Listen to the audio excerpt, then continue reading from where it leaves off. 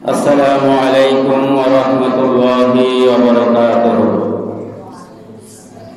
ইন্নাল হামদালিল্লাহ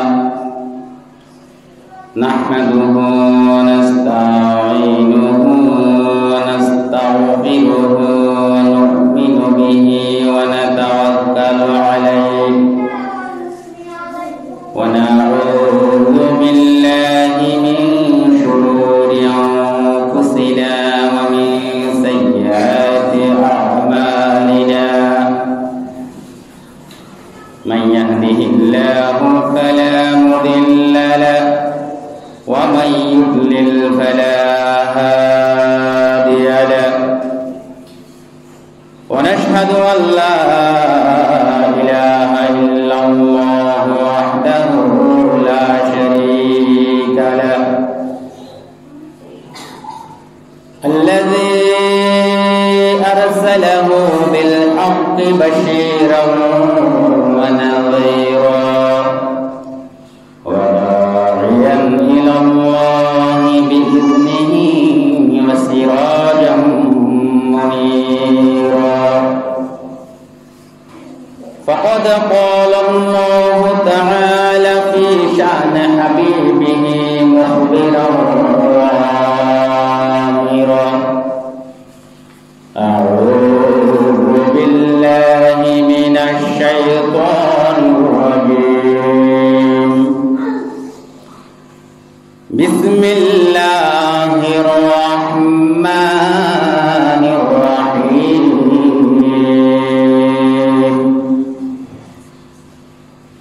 إن الله وملائكته يصلون على النبي يا أيها الذين آمنوا صلوا عليه وسلموا تسليما اللهم صل على سيدنا مولانا محمد وعلى آل سيدنا مولانا محمد প্রাণ খুলে মুহাব্বতের সাথে সবাই বলি আল্লাহুম্মা সাল্লি আলা সাইয়্যিদিনা মাওলানা মুহাম্মদ ওয়া আলা আলি সাইয়্যিদিনা মাওলানা মুহাম্মদ বালাগাল উলা বিকামালিহি কাশাফাত দুজা বিজামালিহি হাসনাত জামিয়া সালিহি सल्लो अलैहि वालिहि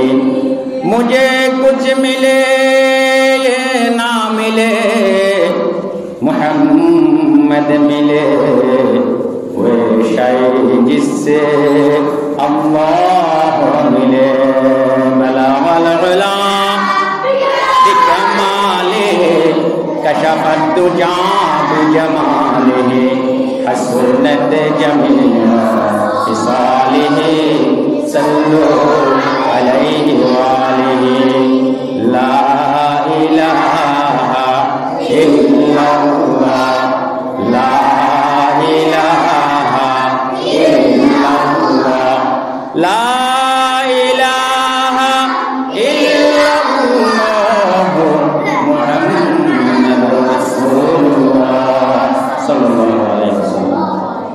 অতঃপর আইনিত ঐতিহ্যবাহী লোহাগাড়া বাইতুল সালাম জামে মসজিদে উপস্থিত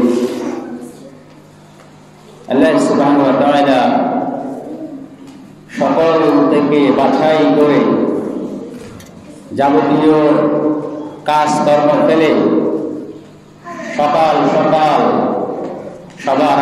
সবার আগে আমাদেরকে মসজিদ আসার জন্য আমরা সবাই আল্লাহর কাছে শুকরিয়ার বাণী সকলে বলি আলহামদুলিল্লাহ।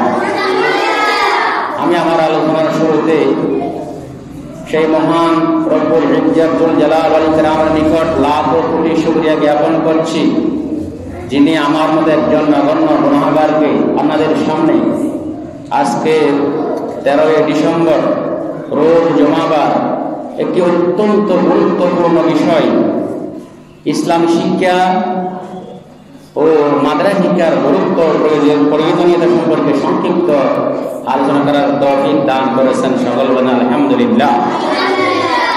এবং সাথে সাথে মানবতার মুক্তির দূত সর্বকালের সর্বশ্রেষ্ঠ মহামানব নূর আলা নূর হযরত মুহাম্মদ মুস্তাফা সাল্লাল্লাহু আলাইহি ওয়াসাল্লামের নিকট লাখো কোটি দরুদ প্রেরণ করছি। প্রিয় হাজিরিন, আমি আবার আমার আলোচনার শুরুতে আমার সামনে বসা তরুণ যুবক বৃদ্ধ এবং মাইকের আওয়াজ যতটুকু যাচ্ছে সকল সামিঈন এবং পর্দার আড়ালের মা বোনদেরকে আবার সালাম জানাচ্ছি, আসসালামু আলাইকুম ওয়া রাহমাতুল্লাহি ওয়া বারাকাতুহু। প্রিয় উপস্থিতি, প্রিয় হাজিরিন, আমাদের বর্তমান বিশ্বের মধ্যে পৃথিবীর আনাচে খানাচে যত রকমের স্বৈরশাসক রয়েছে, নির্যাতিত নিপীড়িত মুসলিম মানুষের আর্তনাদের ভিত্তিতে আল্লাহর কাছে দোয়া করার মাধ্যমে পৃথিবীর মধ্যে বর্তমানে কয়েকটা দেশের স্বৈরশাসক পালাতে বাধ্য হয়েছে। এটা হচ্ছে একমাত্র আল্লাহ সুবহানাহু ওয়া তাআলার ফয়সালা, মুসলিমের আর্তনা, মুসলিমের দোয়া আল্লাহ সুবহানাহু ওয়া তাআলা সাথে সাথে কবুল করেন তার বাস্তব প্রমাণ। এরই ভিত্তিতে প্রথমে স্বৈরশাসকের পতন ঘটেছে আমাদের মুসলিম কান্ট্রি, আমাদের মডেল আফগানিস্তান। এরপরে আমাদের একটি দক্ষিণ এশিয়ার অন্যতম দেশ শ্রীলঙ্কার মধ্যে কি হয়েছে, স্বৈরশাসকের পতন হয়েছে। এরপরে আমাদের এই বাংলাদেশের মধ্যে স্বৈরশাসকের পতন হয়েছে। গত রবিবার আমাদের পৃথিবীর মধ্যে সবচাইতে গুরুত্বপূর্ণ স্থান, গুরুত্বপূর্ণ দেশ, গুরুত্বপূর্ণ জায়গা সিরিয়ার মধ্যে আল্লাহ সুবহানাহু ওয়া তাআলা দীর্ঘ 24 বছরের স্বৈরশাসক কুখ্যাত শিয়া ছেলে এবং বাপ মিলে প্রায় 53 বছর শাসন করেছে, নির্যাতন করেছে, নিপীড়ন করেছে। কত মানুষকে যে হত্যা করেছে তার কোনো হিসাব নাই। হাজার হাজার মানুষকে অন্যায়ভাবে শুধুমাত্র ইসলামের কথা বলার কারণেই জেলের মধ্যে বন্দী করে হত্যা করেছে, শহীদ করেছে। এই স্বৈরশাসক দীর্ঘ 24 বছর পরেই কি হয়েছে, পতন ঘটেছে মুসলমানদের হাতে, মুজাহিদদের হাতে। এই শাম, এটা আল্লাহ রাসূল সাল্লাল্লাহু আলাইহি ওয়াসাল্লামের স্পর্শ দোয়া করেছেন শামের জন্য। আল্লাহ রাসূল সাল্লাল্লাহু আলাইহি ওয়াসাল্লাম বলেন, আল্লাহুম্মা বারিক লানা ফি শামিনা, হে আল্লাহ আপনি সিরিয়ার মধ্যে বরকত দান করুন।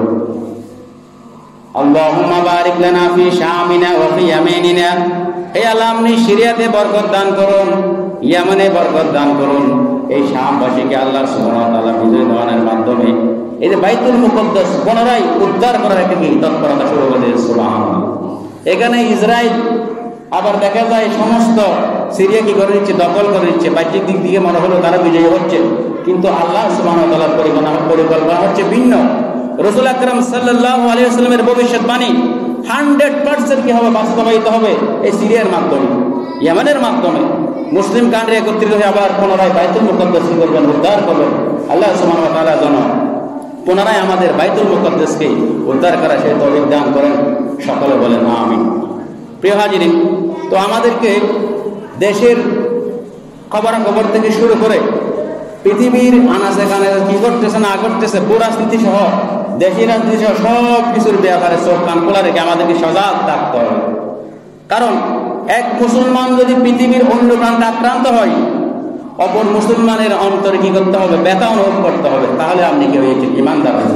মানে হাব্বা লিল্লাহ ওয়া আবগাদা লিল্লাহ ওয়া আতা লিল্লাহ ওয়া মানা লিল্লাহ ফাকাদ ইসতাকমালাল ঈমান। আল্লাহর জন্য ভালোবাসা, আল্লাহর জন্য ঘৃণা। এই যে আল্লাহর জন্য আমি ভালোবাসতেছি, আল্লাহর জন্য ঘৃণা করতেছি, এটাই কি মানে কি অংশ। সুবহানাল্লাহ। এই জন্য আমি কোনো মুসলিম ভাই পৃথিবীর একেবারে শেষ প্রান্ত যদি হয়, আক্রান্ত হয়, নির্যাতন হয়, নির্যাতিত হয়, নিপীড়িত হয়, তাহলে আমাদেরকে দোয়া করতে হবে, আমাদেরকে কি করতে হবে, একটু দুঃখ কষ্ট অনুভব করতে হবে। তাহলে আমরা কি মুসলমানের এই যে ইমানদারের পরিচয় দিতে পারবো। তো প্রিয় হাজির, আমার বিষয় দিকে না, আমার বিষয় হচ্ছে ইসলামী শিক্ষার গুরুত্ব তাৎপর্য। রাসূল আকরাম সাল্লাল্লাহু আলাইহি ওয়াসাল্লাম বলেন, وعن عبد الله بن عمر رضي الله تعالى عنه قال قال رسول الله صلى الله عليه وسلم إن الله لا يقبض العلم انتزاعا ينتزعه من العباد। আল্লাহ সুবহানাহু ওয়া তাআলা দুনিয়া থেকে ইলম মানুষদেরকে উঠিয়ে নিয়ে যাওয়ার মাধ্যমে নিয়ে যান না। মানুষ মৃত্যুবরণ করার মাধ্যমে কি হয় না, ইলম কি হয় না, চলে যায় না, বরঞ্চ ওয়ালাকিন কিন্তু ইয়াকবিদুল ইলমা বিকবদিল উলামা, আলেম ওলামাদেরকে মৃত্যুদান করার মাধ্যমে আল্লাহ সুবহানাহু ওয়া তাআলা পৃথিবীতে কি করবেন, ইলম উঠিয়ে নেবেন, জ্ঞান উঠিয়ে নেবেন। হাত্তা ইযা লাম ইবকি আলিমান, অতঃপর যত পড়বে কোরআন শিক্ষা দেয়, সুবহানাল্লাহ, কোরআন যে শিখবে আবার কোরআন শিক্ষা দেবে, সুবহানাল্লাহ। এর মধ্যে যদি আমরা সহি শুদ্ধভাবে কোরআনের শিক্ষা অর্জন না করি, কোরআন ভালোভাবে তাজবিদ অনুযায়ী শিক্ষা না করি, যদি আমরা কোরআন তেলাওয়াত করি, কোরআন তেলাওয়াত করতে গিয়ে যদি আমরা ভুল করি, তাহলে আল্লাহ সুবহানাহু ওয়া তাআলা ওই ব্যক্তিকে ওই কোরআন কি করবে, লানত করবে, নাউযুবিল্লাহ। এজন্য আমাদেরকে এই কোরআন শিক্ষা গ্রহণ করার জন্য নুরানি মাদ্রাসায়, হেফজখানায়, ইবতেদায়ী মাদ্রাসায় আসতে হবে। না হলে আমার কোরআনটা কি হবে না, শুদ্ধ হবে না, সহি হবে না। এই জন্য সহি শুদ্ধভাবে কোরআনটা, কোরআনের জ্ঞানটা অর্জন করার জন্য সর্বপ্রথম আল্লাহ যে ইসলামী জ্ঞান ফরজ করেছেন, তাজবিদের জ্ঞান, তাজবিদের মাধ্যমে কোরআন শিক্ষা গ্রহণের ওয়াজিব করেছেন। এর জন্য আমাদেরকে নুরানি মাদ্রাসা, হেফজখানা, ইবতেদায়ী মাদ্রাসায় আসতে হবে।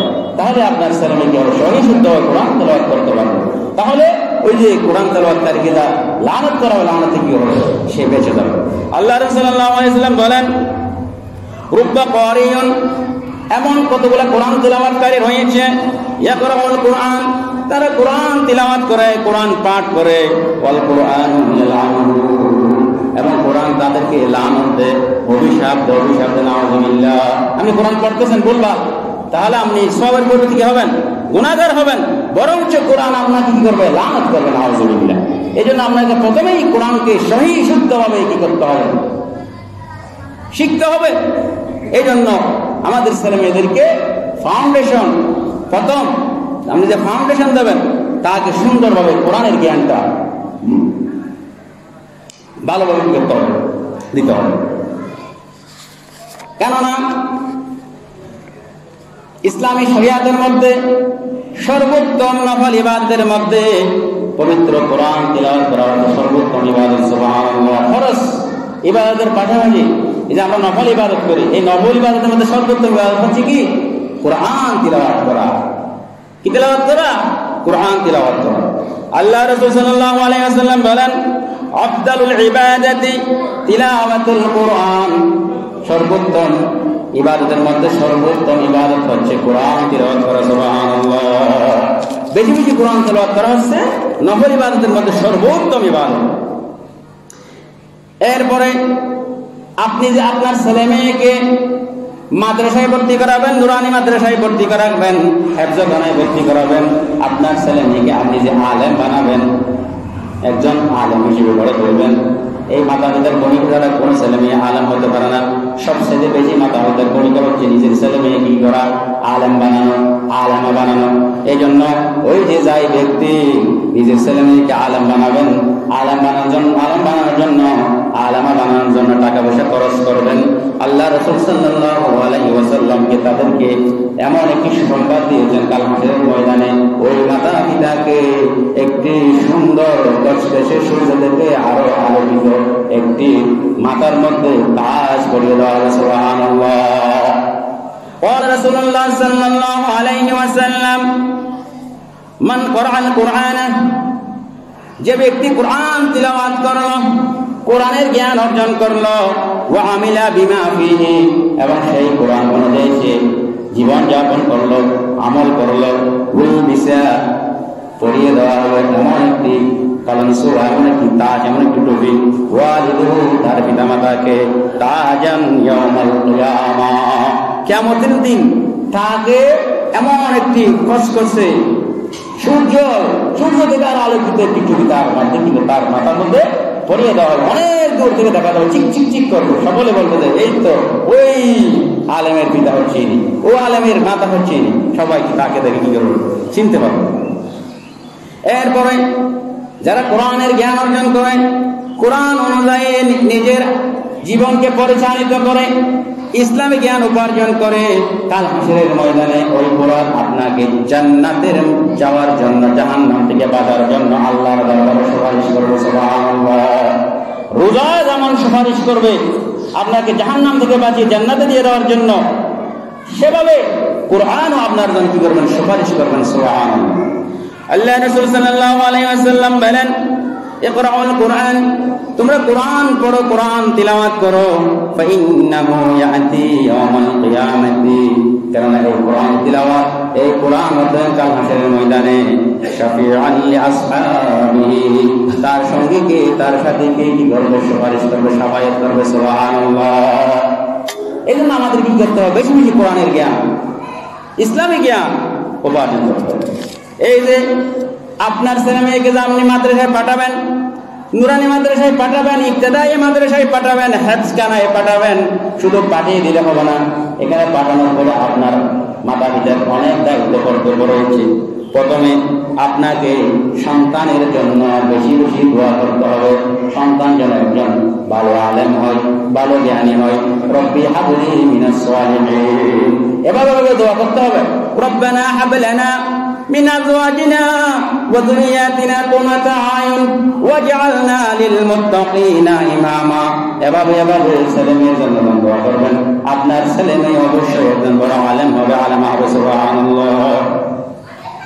শুধু তাই নয়, আপনি ছেলে মেয়ের জন্য দোয়া করলেন, আপনি যদি নামাজ না পড়েন, আপনি যদি রোজা না রাখেন, আপনি যদি হালাল রিজিক উপার্জন না করেন, তাহলে কি আপনার ছেলে মেয়ে আলেম হবে, আলেমা হবে না?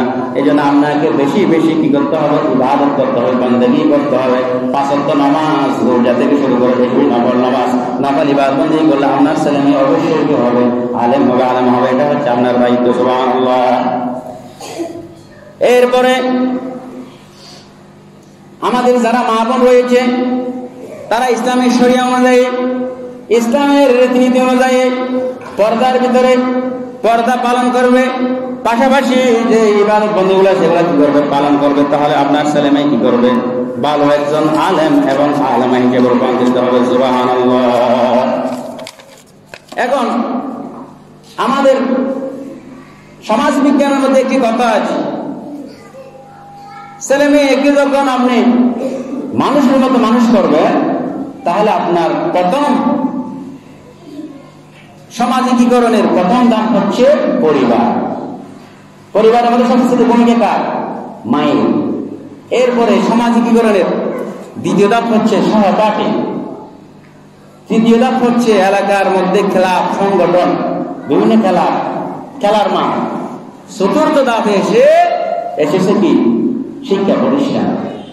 তাহলে আপনার ছেলে মেয়েকে একজন ভালো মানের সুশিক্ষিত, ভদ্র এবং একটা চরিত্রবান ছেলে হিসেবে গঠন করতে হলে সবচেয়ে ভূমিকা কার, মায়ের, বাপের। কারণ 7টা ধাপ ফেরিয়ে, 3টা ধাপ ফেরিয়ে সে কোথায় এসেছে, প্রতিষ্ঠানে এসেছে। সেজন্য আগে কি করতে হবে, পরিবারের মধ্যে সেই ছেলেটাকে কি করতে হবে, সুন্দর করে আচার আচরণ শিখাতে হবে। নেপোলিয়ন বলেছেন, give me an educated mother, আমাকে একজন শিক্ষিত মা দাও, I will promise you the civilise and educated nation, আমি তোমাদেরকে একটি সজাতি, একটি শিক্ষিত জাতি উপহার দেবো। সুবহানাল্লাহ। এই জন্য মায়ের ভূমিকা সবচেয়ে বেশি। মা যদি শিক্ষিত হয়, তাহলে আপনার কি হবে, ছেলে মেয়ে শিক্ষিত হবে। এই জন্য শিক্ষিত হওয়ার জন্য এই যে আমাদের এই প্রতিষ্ঠানগুলো, এই মাদের সবচেয়ে উপযোগী। এখানে আমাদের ছেলে মেয়েদেরকে ভর্তি করে দেবেন, সেখানে এসে তারা সুশিক্ষায় শিক্ষিত হয়ে পরবর্তীতে মেয়েরা নিজের ছেলে মেয়েদের কি করতে পারবে, শিখাতে পারবে। এই জন্য সবাইকে যারা ছেলে মেয়ে আছে মাদ্রাসার মধ্যে কি করে দেবেন, ভর্তি করাবেন। এরপরে আপনার ছেলে মেয়েকে তো আপনি শিক্ষা দান করবেন। এর ক্ষেত্রে আপনার প্রথম দায়িত্ব হলো আপনাকে ভালো আলেম এবং ভালো হাফেজ দ্বারা বাড়িতে নিয়ে গিয়ে প্রথমে নুরানি কায়দা যেটা আছে এটা ভালোভাবে শিক্ষাদান করতে হবে। সুবহানাল্লাহ। অর্থাৎ নুরানি কায়দা যখন আপনি বাড়িতে নিয়ে গিয়ে একজন ভালো আলেম একজন ভালো হাফেজ দিয়ে শিখে ফেলবেন, সে যখন মাদ্রাসায় আসবে তার কি হবে না, সব কঠিন হবে না, সে দ্রুত কি করতে পারে, রিকভার করতে পারে, উপরের দিকে চলে যেতে পারে। এরপর আপনাকে দেখতে হবে আপনি সবসময় যোগাযোগ করতে পারেন বাসার আশেপাশে কোনো হাফেজ খানা আছে কিনা, কোনো মাদ্রাসা আছে কিনা, আপনার পরিবেশ সুন্দর কিনা দেখে তার বাসার আশেপাশে আপনি সবসময় যোগাযোগ করতে পারেন। সেরকম প্রতিষ্ঠান থেকে আপনার ছেলে মেয়ে কি করে দেবেন, ভর্তি করে দেবেন। এবং আপনাকে দেখতে হবে ওই মাদ্রাসার পরিবেশটা কিরকম, এর আমলি পরিবেশ আছে কিনা, ইসলামের হুকুম আহকাম বিধিবিধান যথাযথ পালন করে কিনা, সুন্নতি আমল আছে কিনা, সব কিছু দেখে শুনে আপনি কি করুন, আপনার ছেলে মেয়েকে মাদ্রাসায় ভর্তি করে দেবেন। এর মধ্যে সবচেয়ে গুরুত্বপূর্ণ হচ্ছে আপনাকে কি করতে হবে, বেশি বেশি ছেলে মেয়েকে সময় দিতে হবে, ছেলে মেয়ের সাথে মিশতে হবে। সব সময় আপনি বাড়িতে গেছেন, সব সময় মোবাইল নিয়ে ব্যস্ত থাকেন, কাজ করবো ব্যস্ত থাকেন, ব্যবসা বাণিজ্য নিয়ে ব্যস্ত থাকেন। বাড়িতে আসার পর আপনি মোবাইল ব্যবহার করেন, ব্যবসা বাণিজ্য সবগুলা দরজার মধ্যেই রেখে দিয়ে আপনার স্ত্রীকে সময় দিতে হবে, আপনার ছেলে মেয়েকে সময় দিতে হবে। তাহলে আপনার ছেলে মেয়ে একজন মানুষের মধ্যে মানুষের কি হবে। আপনি সব কিছু করে ব্যবসা বাণিজ্য যা কিছু সব করে আসছেন সব বাইরে, বাড়িতে আসার পর আপনার ছেলে মেয়ে কি করতে হবে, সময় দিতে হবে। বর্তমান যুগে সবচেয়ে কঠিন কাজ হচ্ছে ছেলে মেয়েদেরকে মানুষ করা, খুব কঠিন। এখন মডার্ন যুগ, আকাশ সংস্কৃতির যুগ, ব্যয়বনের যুগ, যেদিকে যায় সেদিকে গোনাই ছড়াছড়ি। ওইখান থেকে সুন্দরভাবে তুলে এনে একজন ইসলামী জ্ঞানী করার জন্য শিক্ষিত করে খুব কঠিন, খুব মারাত্মক কাজ। চারিদিকে বাঘের থাবা, সিংহের থাবা, ওখান থেকে আপনাকে তুলে এনে আপনার ছেলে মেয়েকে শিক্ষিত করার জন্য সবচেয়ে বেশি ভূমিকা পালন করতে হবে মাতা পিতাকে। কেননা পৃথিবীর মধ্যে সবচেয়ে সম্পদ, বড় সম্পদ হচ্ছে কি সন্তান সম্পদ। টাকা পয়সা তো কোনো সম্পদ নয়। আমরা যা কিছু করতেছি, এই যে ব্যবসা বাণিজ্য করতেছি, টাকা পয়সা অর্জন করতেছি, সবগুলো কিসের জন্য, আমাদের ছেলে মেয়েদের জন্য। এই জন্য আমাদেরকে বেশি বেশি করতে হবে, ছেলে মেয়েদেরকে সময় দিতে হবে, চোখ কান খোলা রাখতে হবে। আমার ছেলে মেয়ে কোথায় যায় না যায়, কার সাথে মিশতেছে, কোথায় পড়ালেখা করে, সেখানে গিয়ে যাচাই বাছাই করে সব কান খোলা রেখে তখন আপনি কি করবেন, কেয়ারটেকার করবেন, তদারকি করবেন। তাহলে আপনার ছেলে মেয়ে একজন ভালো মানের শিক্ষিত হয়ে একজন চরিত্রবান ছেলে মেয়ে কি করবে, বড়। প্রিয় হাজরিন, তো আমাদের অত্র এলাকার এই প্রতিষ্ঠান দারুন নাজাত আইডিয়াল ইনস্টিটিউট থেকে শুরু করে হেফজাখানা মাদ্রাসা রয়েছে। আপনারা এই মাদ্রাসার মধ্যে যখন আপনার ছেলে মেয়েদেরকে ভর্তি করাবেন, যথাযথভাবে সুন্দরভাবে তাদেরকে ইসলামী শিক্ষা, ইসলামী জ্ঞানের পাশাপাশি আধুনিক জ্ঞানের সমন্বয়ে একজন আদর্শ সুশিক্ষিত ইসলামী জ্ঞানের পাশাপাশি আধুনিক জ্ঞানের সমন্বয়ে গড়ে তোলা হবে, এই আশা ব্যক্ত করে আজকে আমি আমার সংক্ষিপ্ত আলোচনা এখানে শেষ করছি।